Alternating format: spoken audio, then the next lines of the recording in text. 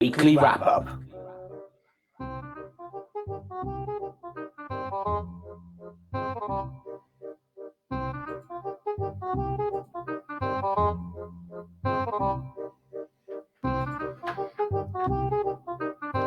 Hello, Ben. Hello, Jeremy. How are you? I'm all right. I was just playing with the colour of my lighting, and I just said before we went on air, I thought I had a little bit of jaundice in case people are worried about me. It's more of a lighting issue. All right. Okay. Than Good to know. it could be to do with liver failure, but I'm not sure. Yeah. We'll see. We'll find out if you're here next week. Yeah. Afternoon, everybody, and welcome to Burgess and Bolton's weekly wrap-up, where we look at everything to do with the London market, technology, change, innovation, brand, trust. And this week, we're going to start off with the news. Lots of things in the news. And then we're going to talk about the death of the underwriter. Big topics. Right, so let's kick off. So Ben, I'll go first because I saw in the news. So Lloyd's results, 6-year high according to Insurance Business UK, and pretty good results in there. I think they were saying that they made a healthy profit for the first time. In the press release, they talk about the turnaround in performance credited to Lloyd's markets force on underwriting profitability, as well as the favourable trading conditions.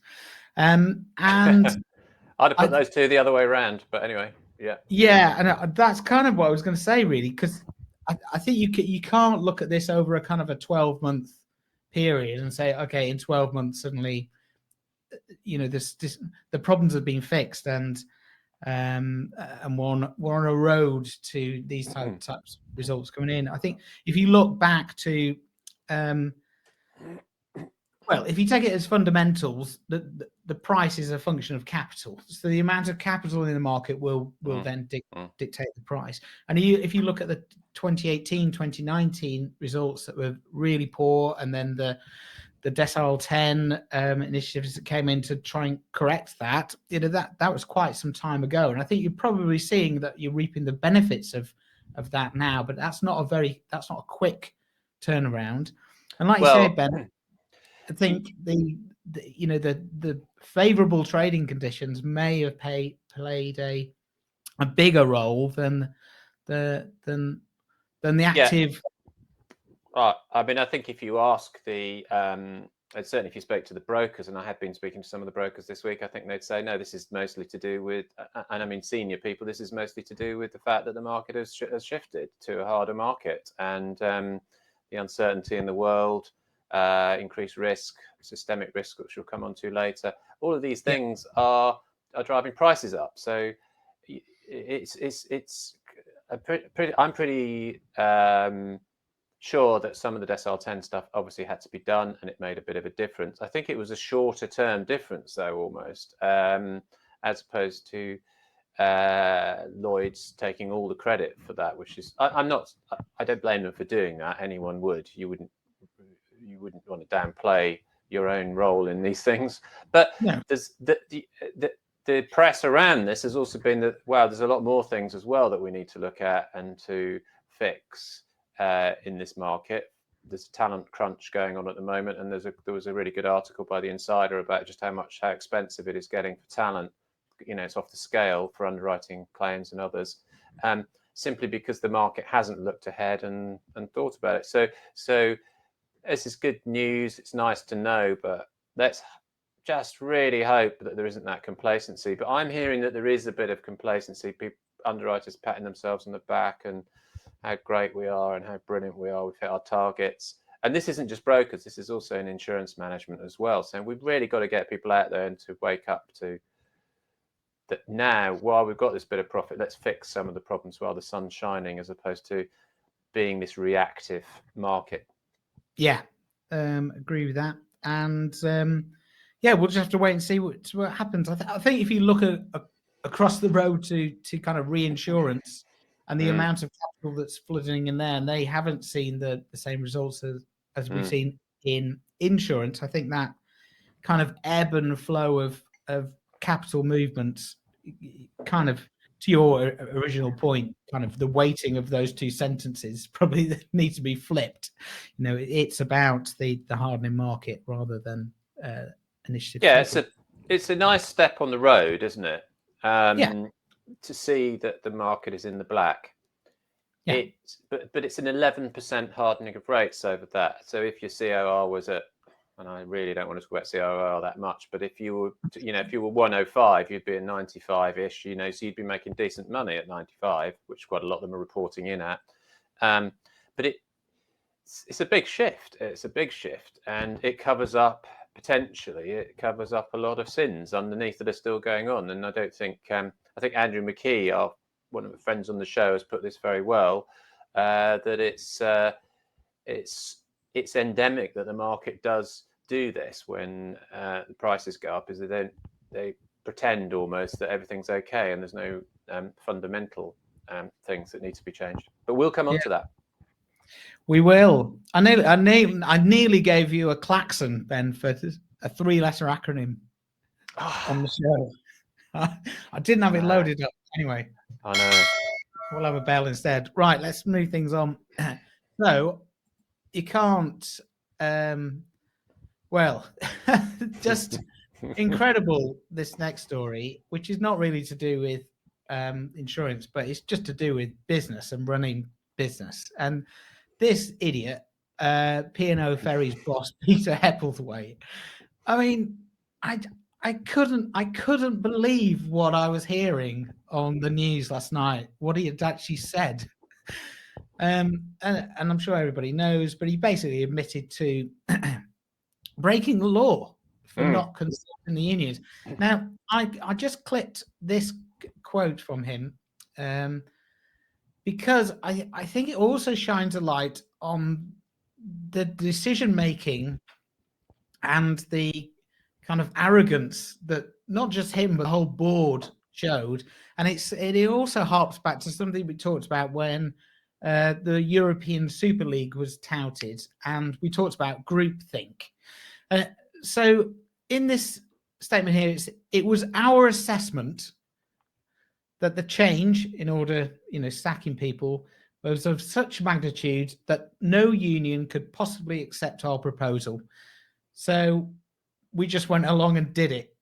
So they had a meeting, and in their assessment, they thought the outcome of any kind of consultation would be no.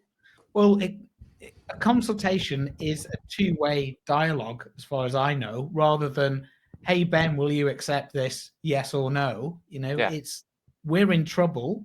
How do you think we can get out of it?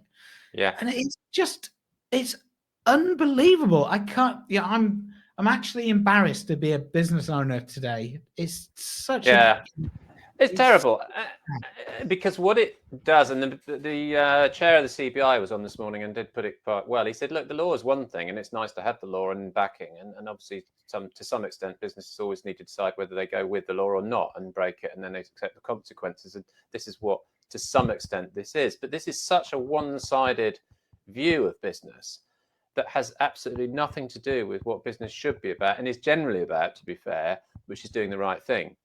This is like, oh, we saw that we were dying on our asses, so basically what we're going to do is just fire everybody and ignore the rules and the law, and also to ignore the sort of general, if you like, sort of morality about business and how you do business, which is that you can't treat people, as you just said, in this way, just because you think, I know what they're going to say and I know how they're going to react because we're going to fire them. But to be fair, you look at the select committee, though, the report of what was also said was that, quite rightly, the select committee said, you just spent 125 million on a corporate entertaining event to promote the company. Wouldn't that have been something you could throw into the ring to help the staff in future? Are you going to take your bonus as the chief exec this year? He didn't answer the question. I mean, that's the problem with this, is that you can't have, you sit there in your deluded little ivory tower, I suppose, and just go, well, guys, and it will be, guys, we're not doing very well. board supports us. Let's fire everybody, bring in the contract workers, and we'll brazen it out because because but it's again, and we'll come on to more of this in the Lloyd's market as well. It's more of this kind of utter delusional world that people get into somehow, that they think it's going to be all right. Yeah. I mean, the guy was crucified at the select committee yesterday, wasn't he? Yeah, Crucified. absolutely. And he hardly blinked. I would make the same decision again. Yeah. Well, exactly. I mean, I think that that appearance will come back to haunt him. And the Quentin Letts in the Times did a good piece on it, and he always, while he writes about what is said and the outcome, he also looks at the body language. And he said the guy's thumbs were going so fast round each other at one point he thought he was going to take off, or something along those lines, because he was so. He said it's.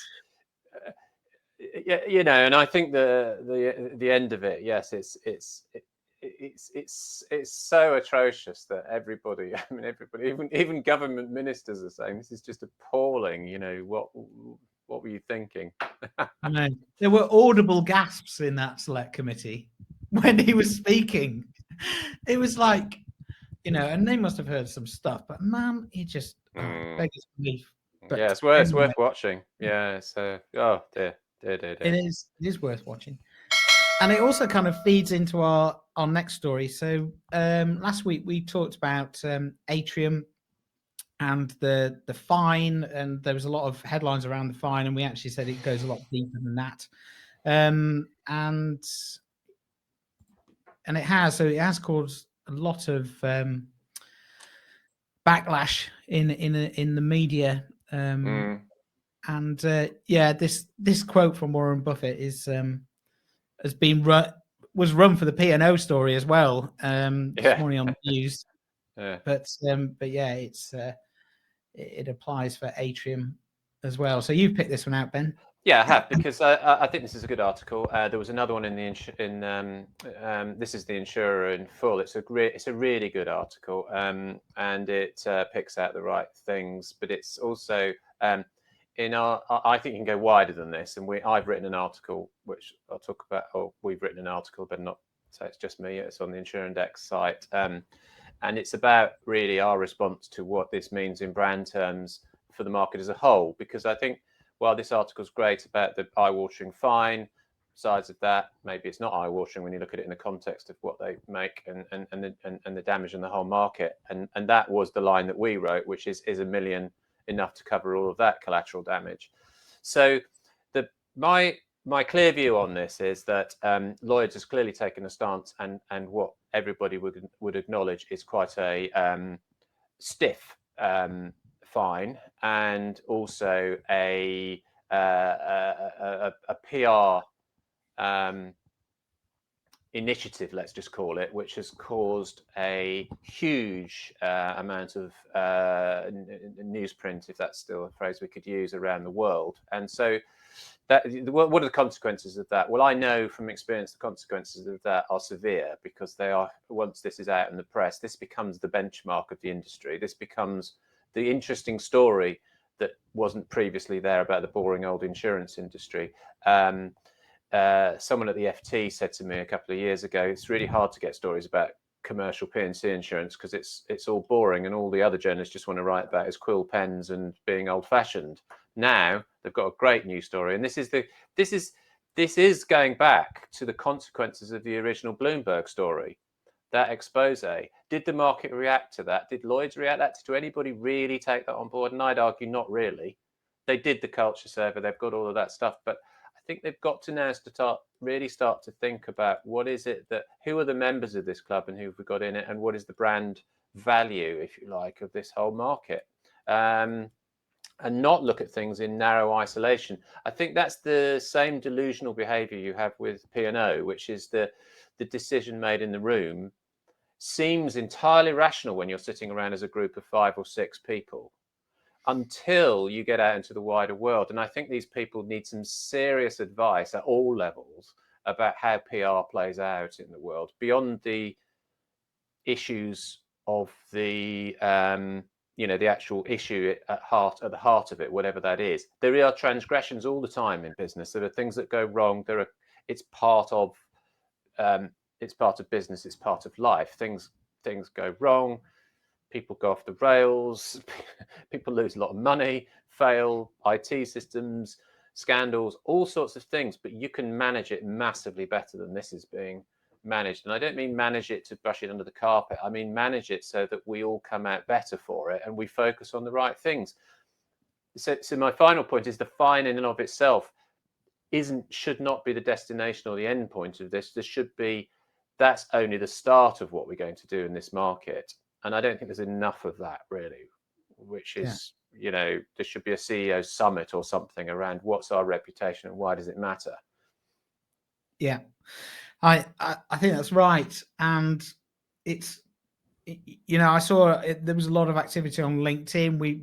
We put up some of the posts that last week that came off the back of this news story, and then within literally a few days, Ian Summers posted a photo of his people that was pretty much inappropriate and caused a backlash and. And to be fair on that, Jeremy, Ian Summers, I don't know if you've seen it, but he has issued a very straightforward and I think a good response to that, an apology straight away the day after. And that's exactly what I was just going to say, that there is a way, as you just pointed out, to deal with that, in that, it was taken down and then it was addressed, in a timely fashion. So, and your point of being timely is really, really important, because a lot of people have brought this up about this story. This was 2018. Yes, I know legal process has to take place. I get all that. But still, if you're going to do this, I think you act straight away. You say this has happened and it needs to be out in the press, or it needs to be announced straight away. So we get on the front foot and we accept the consequences of things that go wrong. I think there's too much of a lag between the thing happening and everything being, because the sense you get then is everything's tidied up and everything's been brushed away and now it's all fine again. But we weren't there, nor was anybody else, and we don't really know that. It just feels like it's all been, there's been a murder in the house, but everything's been cleared up and it all looks lovely again, which isn't right. It doesn't feel right, and it isn't right. I think the issue that Ian Summers did, and the way to do that, and that's done in other places as well, is just simply to stand up and be accountable and take responsibility, for God's sake. It's really crazy that we have not had one thing out of Atrium. And I will say this, that's been up on LinkedIn as well. It's in the public domain. Not one thing has been said by that organization on their official channels. Not one thing. I mean, clearly things are going on in the background. Obviously, we know that, but still, apart from the non-exec, Chris Duke, wasn't it? Chris Duke, which is fair. He's a good guy, I'm sure, and it says he is here, and I'm sure he is. And I don't think he would have known about this because he took the job on recently, and he probably is wishing that he never ever took the job on. But you need more accountability here. I think it's damaging everybody. It's not fair, really, not right. Yeah. And also just on that, airlines as well. We touched on airlines last week, didn't we? Yeah. So as part of the war story. Well, the Insurer article does pick this up, doesn't it? And I know they said that it's not only so the Insurer article rightly picks up the point about how important reputation is. I think it's even more important than they're saying, actually, and to Buffett's point. But why are we only realising this now? We had Bloomberg a few years ago, but at the same time, of course, something else goes wrong. Now, who knows whether they're linked? Who knows whether the cultural issues that you've seen in the thing that's come from Lloyd's and the fine and the judgment are linked into how they make underwriting decisions? You could ask that question reasonably, But anyway, they're on the hook for a very large airline loss, which the insurer says they may well be finished as a business as a result of that. But so it's not necessarily that you can join or link these things together, but equally the market does tend to respond as if it's all sitting in silos and everything's separated, where actually the reality is it's not separated. So the decisions you make around the risks that you write and the behaviors of your people and staff and culture are linked up.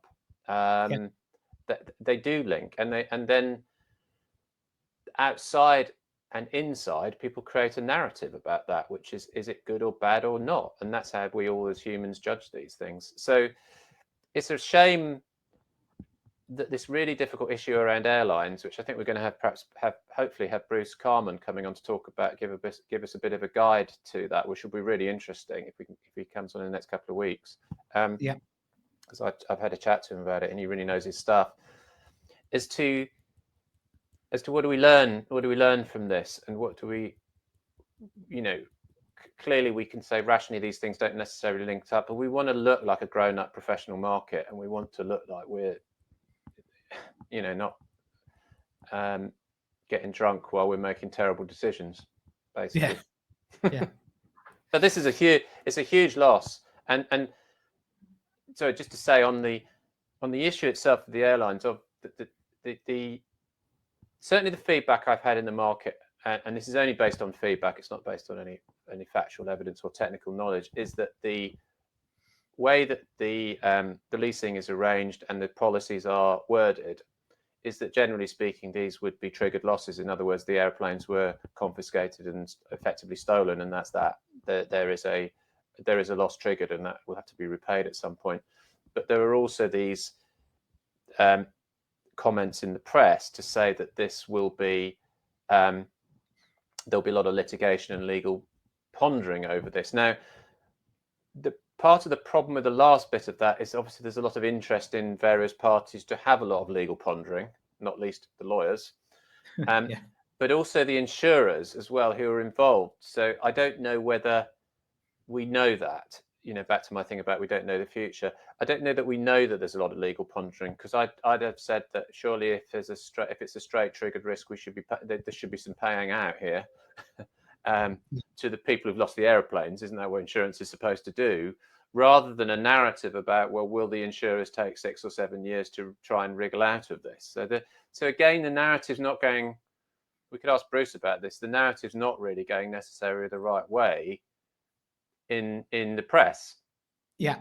It's a narrative about how can we avoid paying out on the loss, as opposed to how can we help out the businesses that have had their aircraft stolen from them by a government. Yes. Yeah. Good. Right. You went like a sort of what's that thing where you go to a time lapse? It's a stitch in time. Quantum leap or something. Yeah, something like that. Wow. Yeah, I think I might have plugged in the wrong camera, so I might disappear at any moment. But anyway. Okay. We got the big mic on, so Yeah, that's big. You won't lose vocals. Right, where are we going next, Ben? We got a couple more things to cover, haven't we? Systemic risk, and then are we going scandals and brands? Scandals and brands, I think we've done. That's the HM1. That's our article we've written on Insurindex, where you can read it. Yeah, go to Insurindex, Lloyd's Market. So it's the ripple effect we talked about. There's another very similar quote here from Robert Hiscox, which is, "I don't mind you losing me money occasionally, but never lose me my reputation." I think that's nearly as good as the Warren Buffett quote. In case Robert's listening, which he isn't, probably. We never know. Stephen Catlin's book sold another 100,000 off the back of the last one, so we've got to be aware. I'm sure we'll get lunch for that. Right. So we're talking about the death of the underwriter, and we were just talking before the show, weren't we, Ben, about how different themes and topics come up, and we were just talking about kind of different kind of not narratives, but maybe trends are coming together that may force a rethink of what underwriting is fundamentally. And one of those big things that we talk about quite a lot is the role of technology and data within that, and how, and just bringing back Bruce as well. If you talk to Bruce, he talks about, there should be technology that allows you to kind of get through vast amounts of data and make better underwriting decisions almost seamlessly and without human interaction in some cases.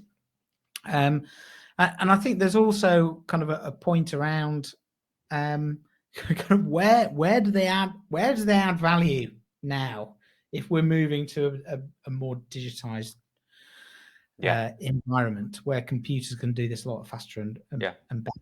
So yeah, we just thought we'd talk about that for a bit. Yeah, well, look, I mean, the death of the underwriter, it sort of originates in that original phrase, if you remember, reports of my death have been greatly exaggerated, which was the mistake on someone publishing an obituary when the person hadn't died, which is maybe where we are at the moment with this story, or this viewpoint. However, I will say that I think there are a number of things coming together, as you say, which are questioning more than ever before the value of the underwriter or underwriting in the traditional insurance business. Now, that's not to say, we're not sort of writing it off. I think it's more about what is the change that has to happen or what's coming, and I think we are getting close to that. So, our joining up the dots of what we talk about is the sense of the TinTech conference, for example, where there was a real lot of positivity about technology really getting some grip and traction now in all sorts of different areas, and I think we've seen and felt and heard and experienced that in all the sort of dealings that we're having around the market, and we're starting to feel that is now just around the corner, really, as opposed to being years away. And that's despite the fact that I don't think modernisation is playing as big a role. The Lloyd's modernisation is playing as big a role in all that as it was, and that's because I think it's just moving along with some kind of momentum that's separate from that anyway. So there's the technology thing. The other is really around a bigger question is what's the value of this industry as a whole, which I think is something that someone at one of the big brokers raised with me this week, which is that's what they're thinking about, which is does insurance really addressing the bigger issues, which we'll come on to in a minute, but Stephen Catlin did a talk on one of the Insurer or the Insure TV channel out of Bermuda, talking about pandemics could happen again, risks could happen again. So again, I think it's the Insider, isn't it, in full, if you got the article there, has written a good piece about systemic risk. So is the specialty market asleep at the wheel on systemic risk? This is saying that, look, a bit like we're talking about culture problems, the same things keep on reappearing. We're not really addressing it. And this is what they say at the end of this article, which is, look, we've had COVID, we've had BI claims. COVID is, at the top end is 120 billion loss or something. It's it's the biggest loss of all time. All right, at the lower end, it's 22 billion, but it still dwarfs and probably will dwarf most of the biggest catastrophes that we've known. So there was BI, and then there was contingency claims as well. And there is also this argument that diversification of risk and lots of different businesses splitting it all out would help, but that hasn't really, because if we just talked about the airlines, that's been, there's a few players who are on the hook for that, and it's the risk is concentrated in a few. So the point here is that I guess the point here is that we're not, the market is not really pricing or assessing these bigger risks in a way that is avoiding potentially very large losses, nor is it really necessarily on the front foot in producing new products and services and ways of financing or capitalizing these risks to enable them to be covered in some way, even if that is a hybrid insurer, reinsurer, governmental type of thing. And I know, people are talking about that. So there's that. I think it comes down to a sense of, which I hear a lot, a sense of the underwriters on the ground don't really care. They just do their books of business and that's it. They don't really look up. They don't look ahead. So I've got a feeling of real lack of strategic direction, and it's supported by articles like this. And then the other thing I think on this technology thing is the stuff that we're seeing in our research around technology and change, and just at the ground level, if you like, of efficiency. Stuff doesn't, all the boring kind of administrative trading that goes on, unsupported by technology, that's going to change. So I don't know if there's a stat there. If you've got it, it doesn't matter if you haven't, but it's a stat that says that most brokers and underwriters. So if you look at this, it says perceived future prevalence of e-trading. This was asked about 4 or 5 months ago now. Do you think that this will be the norm in the next, we said in the next 18 months, so we didn't put a long time frame on this. So 84% of brokers and underwriters put together think that that would be the norm. So trading, proper e-trading would be happening. So I don't think I know whether they're right or wrong in 18 months. It probably seems a bit too short now, having 4 months has already gone. But still, the sentiment of we will be trading, and the belief we'll be trading more efficiently and using technology better in the future is quite significant. That's a big number, and it's bigger among the brokers a bit than the, sorry, it's bigger among the underwriters than the brokers. So there's a bit of a question here, or a big question here about, well, we won't need all these people. They'll have to be redeployed in different ways to do different things. And perhaps it's that they should be redeployed in thinking about the strategies in the future and the value add of insurance and its place in the world. So you're right. I think there's a real sense that the insurance and the underwriting role and its value, as you described it earlier on, is under some question at the moment. I personally think it will change, not die. I think it will have to change, but that change is going to be pretty fundamental and major, I think, and I don't think it's that far off. So what was quite interesting when I was looking back over the last sort of 5 years of different events and topics and themes that we've been running at the events, was we ran a couple of sessions which actually was, is this the death of the broker? Because there was so much talk about disintermediation, and actually the technologies are going to come in. You won't need a broker anymore because the technology will take care of that. Now, either there's two ways of looking at it. Either the brokers reacted and went, oh crikey, we better start adding some value and becoming much more customer focused and changing, tweaking the proposition, or the technology couldn't get into that gap and fill some kind of self-service role in quite complex risk, which is probably true as well. So probably both of those things happened. But now, it's almost come full circle where we're talking about, well, now the technology can enable, through the sort of automation and aggregation of data, a lot of the decisions that underwriters make in order to come out with a price or whatever it is. So I think it's fascinating, actually. And actually, in these stats, it's surprising that more underwriters are saying that they will be using e-trading than the brokers. Because it's almost as if they've gone, yes, of course, because look, it's just putting the data in. So why wouldn't you just use e-trading?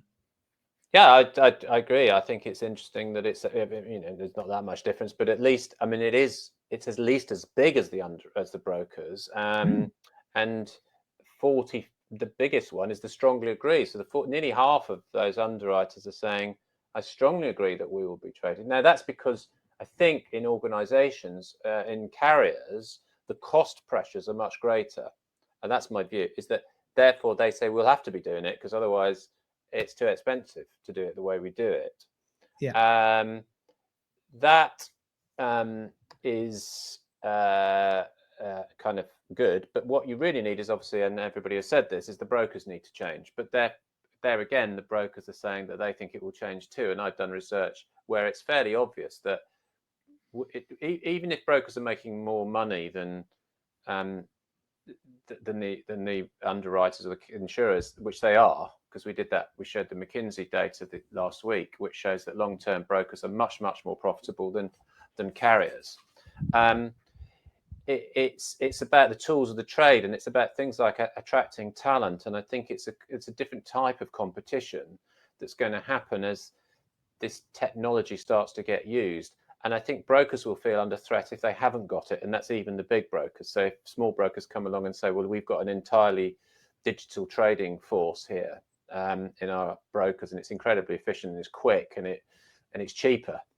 Yeah, that will start to undercut the big brokers unless they get their act together on those technologies. So I think it will I think it will speed up. The other side of this, of course, is what is the value of the industry and what's the investment value of the industry. And the McKinsey report said it's in insurance in general, it's low, but I think it was true to say that in P&C businesses, specialty commercial insurance, that it had done slightly better over time, and the returns hadn't been too bad. And indeed, I spoke to a guy called Marcus Gessman this week, who runs an interesting business called Insurance Capital Markets Research, which runs an index of specialty insurers looking at price to book value and how the thing. And he says it's been a pretty good investment over time in the P&C area. So that's good, but it needs to carry on, I think. And so the changes need to happen. And that's the positive view. The other side, which we've talked about for half of this show, is all the cultural things, the non-joined up stuff, the not getting the future, the strategy. It's back to the same point, which there needs to be this sense of direction, vision, and strategy. Very interesting point made by Stephen Catlin in that interview I was talking about. He said, he said, for whatever reason, I think there's a lack of leadership in the market at the moment. And it's a really interesting comment from him. Because if he can't see who the leadership is, then who can? So I think that's another important point, is that we need that leadership. And going back to the atrium point, is again, where's the leadership there? If you can't talk about something that's like that, what are you not talking about when you're talking about your strategy? You know what I mean? It's like you kind of need this dialogue to be less about, I'll just keep the analyst happy to talk about the combined operating ratio. There we are. I avoided the acronym. And more about what are we doing as a business and what's our strategy and where are we going as an industry. And I think that's the fundamental point that is missing. There is, and we've talked about this before, there are not enough conversations about the strategic direction, the vision for where we're going, because you can't lead people if you don't know where you're going. And you can't lead people if you don't have any followers. And in order to get followers, you've got to know within your complete soul and being exactly where, and believe where your organization needs to get to or wants to get to. I agree. I agree. And I think the one thing that I've talked about quite a bit is the shift from a trading industry or a trading market, which is almost like individual traders on their own stalls, the box, if you like, to one that is much more joined up and together and corporate. Yes, because that's what's happening in terms of consolidation. But that means that all players. That does not mean that you can't have trading, that prices are not traded and things like that. But there is a question about insurance being more than, say, a commodities market, like the nickel market, which had this huge swings and things like one individual in China can cause the whole nickel market to collapse overnight. You definitely don't want the insurance industry to be like that. It is much more akin to, one of the big, like banking. It's one of the pillars of commerce, and so on. It's much more important than that, if you like. So I think that that's kind of where we need to go to with that strategic vision. And if people were more bought into that, they got that was the background and the context day to day, rather than kind of make a bit of money and go out for a load of beers this evening, it might be a little bit more, we might move on a bit. Yeah. Good. Excellent. That's good. Good fun, Ben. Thanks as always. Right. There's so much news, isn't there? We can't cover it all at the moment. There's so much we could have. Crazy. Yeah. It's good. It's good. Yeah, it is good. So what are you doing this weekend? The sun's out. So I'm not. You've been on your bike, haven't you? I've seen. Yeah, I know. I congratulated you on it. Was it hard work? It was incredibly hard work. But Sunday was better. So I went out on Saturday and poodled about for a bit, and then got off and thought I was going to die. But then on Sunday, I thought, right, I'll have something to eat and kind of get ready properly. And it was much nicer. So I'll build on that this weekend. Yeah, I'm not going to go out yet. I might leave it a week, and then it'll be raining again, and then I can't go out. But this weekend I've got my son's playing football, and then it's Mother's Day on Sunday, so I think we're going out with Mother's Day. Not my mother, but my wife. Yes. Well, that's it.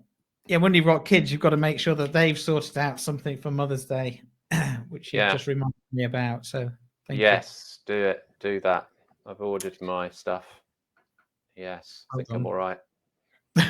Excellent. Do you remember last year? Last year we said it on the show, and my wife listened to the show.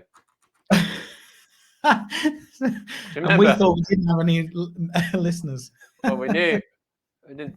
That's the trouble. We don't know who's listening, do we? Really? No. It's the Stephen Catlin and my wife.